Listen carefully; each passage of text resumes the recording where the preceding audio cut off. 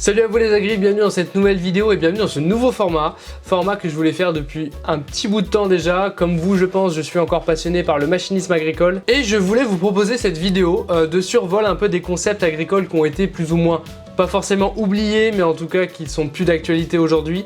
Et cette idée là elle m'est venue parce que récemment j'ai revu des images du Fendt 3X. Donc c'est un concept de chez Fendt qui est absolument dingue avec 3 essieux et une taille démente et j'en passe. C'est un tracteur qui provient d'une étude conceptuelle qui avait été évoquée lors de Agritechnica en 2017 et qui avait d'ailleurs été présenté à cette occasion. Ce concept à 3 essieux évidemment pour garantir une amélioration évidente du transfert de la puissance et de la force de traction. Au total d'ailleurs il aura fallu 3 ans aux ingénieurs de chez Fendt pour réussir à mener à bien ce projet. On pouvait retrouver d'ailleurs sur ce tracteur à la partie arrière une espèce d'espace pick-up qui donnait de nombreuses possibilités supplémentaires, que ce soit en termes de lestage, en termes d'outils, puisqu'on pouvait atteler différents outils derrière, un peu d'ailleurs à l'image du Xerion Saddle Track que vous connaissez de chez Claas. Et à ce jour sur ce tracteur il y a plus de 70 brevets qui ont été déposés, donc c'est pas non plus un tracteur qui n'a servi à rien pour la marque Fendt, même s'il n'est pas vraiment sorti et a été commercialisé.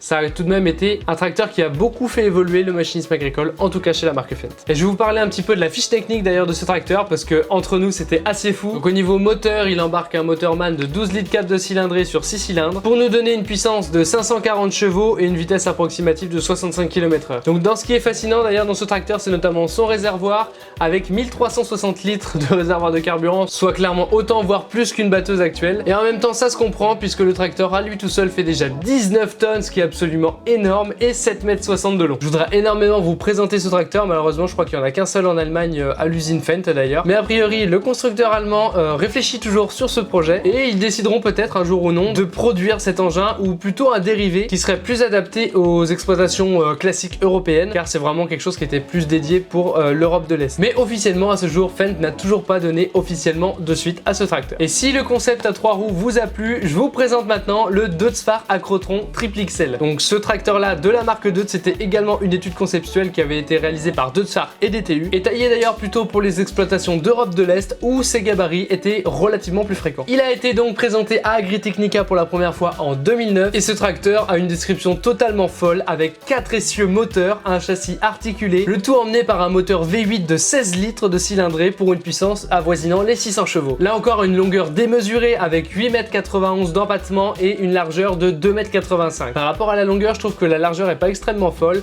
mais on a également un poids de 19 tonnes 500, très près du Fendt 3X, et là encore cette fiche technique je la trouve impressionnante. Après de nombreux essais, le concept il a été abandonné car il ne rencontrait pas le succès qui était attendu, mais il aura permis de faire avancer la recherche sur de nombreux points techniques, notamment comme pour le Fendt 3X en termes de traction et de transmission de puissance sur les roues et sur le sol. Pour continuer, je vais vous parler d'un tracteur que vous connaissez un petit peu plus, il est assez présent souvent dans Farming Simulator et il y a de nombreuses vidéos sur lui sur YouTube. D'ailleurs je vous mettrai tous les liens de ce que j'ai utilisé pour que vous puissiez retrouver les vidéos que je vous ai montrées. Je pense que c'est important, vous imaginez bien que j'ai pas pu aller tourner les images et faire des photos de ces différents concepts, donc vous avez tous les liens dans la description si vous voulez retrouver mes sources et les images. Je vais donc maintenant vous parler du Big Bud 747.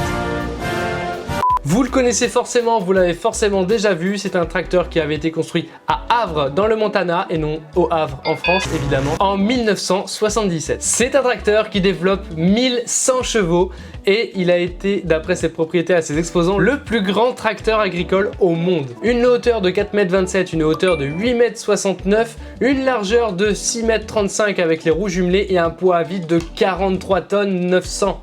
C'est absolument fou. Disons que si on prend en compte le PTSC maximum que l'on a en France, il va falloir juste aller chercher du bois avec ce tracteur parce qu'on pourra pas y mettre grand chose derrière. Un réservoir à carburant de 3785 litres et ce n'est pas pour rien puisqu'il embarque un moteur V16 donc de 1100 chevaux qui a été taillé pour pouvoir tracter une charrue de 50 corps. Je vais vous parler très rapidement de son histoire parce que je trouve que c'est assez intéressant mine de rien. Donc, le Big Bud 747, il a été créé à la base par Wilbur Hensler et construit par Ron Armour et les employés de son entreprise, la Northern Manufacturing Company. Oui, ma fiche est là, du coup je la regarde, c'est plus simple parce que c'est un peu trop dur à retenir. Et son coût total a été de 300 000 $. Le chat laisse mes lumières tranquilles. Il a été fabriqué pour les frères Rossi, des producteurs de coton de Bakersfield ou Old River en Californie. Il a été utilisé pendant plus de 11 ans, puis a été racheté par la ferme de Willowbrook installée à Heidi Atlantic en Floride, où il a utilisé principalement pour les travaux de sol profond. Donc ce tracteur permettait de tirer un cultivateur de 24 mètres de large, travaillant une surface de 0,53 hectares par minute à une vitesse de 13 km/h, donc un demi-hectare à la minute. Autant vous dire qu'à la fin de la journée, vous avez largement fait la surface chez vous. L'un des problèmes qui s'était posé lors de la construction de ce tracteur, c'était notamment la partie pneumatique. Et c'est la United Tire Company of Canada qui a réalisé cette monture de pneus qui a été faite sur mesure puisque les pneus mesuraient 2,40 m de diamètre sur ce tracteur là. Malheureusement, elle a fait faillite dans les années 2000 et c'est ce qui a plus ou moins conduit à la prise de décision en juillet 2009 de cesser d'utiliser le tracteur pour effectuer les travaux réguliers puisqu'il ne pouvait plus changer les montures de pneus et de déplacer ce Big Bud 747 dans des musées. Du coup, ça répond complètement à la question que je disais tout à l'heure, donc non, il n'est plus utilisé sur les parcelles agricoles. Le constructeur Big Bud, lui, a fabriqué plus de 500 tracteurs d'une puissance comprise entre 250 et 1100 chevaux entre 1969 et 1991.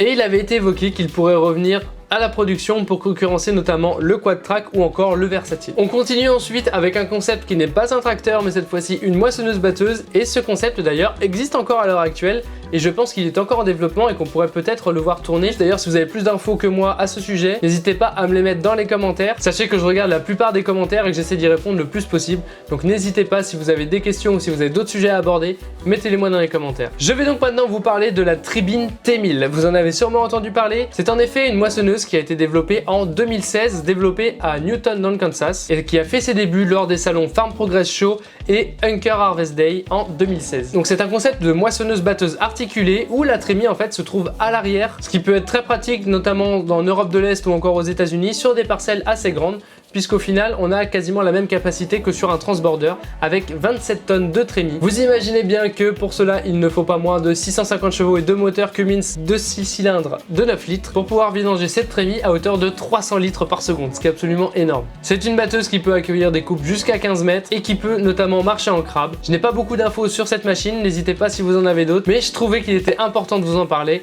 avant de parler de ce dernier concept que vous avez forcément vu passer depuis 2 ou 3 ans. Il s'agit bien évidemment du concept Nexat. Calvercamp Innovation développe un concept de tracteur portique appelé Nexat. Le projet Nexat, il a vu le jour dans une société allemande, la Calvercamp, située dans le nord-ouest du pays. Si son nom ne vous dit peut-être rien, ce bureau d'études est pourtant à l'origine de nombreuses innovations dans le machinisme agricole, à l'image de la presse appelée Premos, que vous connaissez d'ailleurs, qui est commercialisée par la marque Krone. Je vais d'abord vous parler de son nom puisque Nexat ce n'est pas un nom au hasard, c'est un acronyme pour Next Generation Agriculture Technology. La société du même nom, elle a été fondée en 2013 afin de mener évidemment les expérimentations sur cet outil. Son but, c'est de pouvoir travailler les parcelles en planche afin de rouler toujours dans les mêmes traces et de limiter la compaction au niveau du sol. Et c'est d'ailleurs une idée qui n'est pas complètement nouvelle. Ce qui rend le projet ultra audacieux chez Nexat, c'est les dimensions qu'il prend. En effet, le porte-outil se décline dans les largeurs de 6 à 24 mètres selon les modules qu'il emporte. La rampe de pulvérisation atteint même les 70 mètres. L'idée de départ, c'est d'exploiter un seul porte-outil pour de nombreuses tâches de travail de sol ou de semis, de protection des cultures ou encore de récolte. D'ailleurs, le changement d'outil ne s'opère qu'en 10 minutes. Donc c'est un concept qui actuellement est à l'essai et qui tourne d'ailleurs dans les plaines notamment de l'Europe de l'Est. Donc j'espère qu'on aura plus d'infos et qu'un jour j'aurai l'occasion de pouvoir aller filmer ce concept. Ce serait vraiment un kiff de pouvoir faire ça. En attendant tout ça, j'espère que vous avez passé un agréable moment en ma compagnie, que vous avez apprécié cette vidéo. Si c'est le cas, n'hésitez pas à me le dire dans les commentaires, en likant cette vidéo, la partageant et surtout n'hésitez pas à vous abonner, vous êtes encore très nombreux à ne pas l'être. N'hésitez pas également à me dire ce que vous pensez de ce format parce que c'est très important pour moi. Il y aura sûrement d'autres vidéos sur des sujets un peu différents mais sous ce format là. Cet hiver, il y a d'ailleurs d'autres vidéos que je suis en train de préparer qui devrait arriver. Merci à tous d'être restés jusqu'à la fin. Je vous souhaite à tous une agréable journée. Je vous dis à une prochaine pour une autre vidéo agricolement vôtre. Allez, ciao!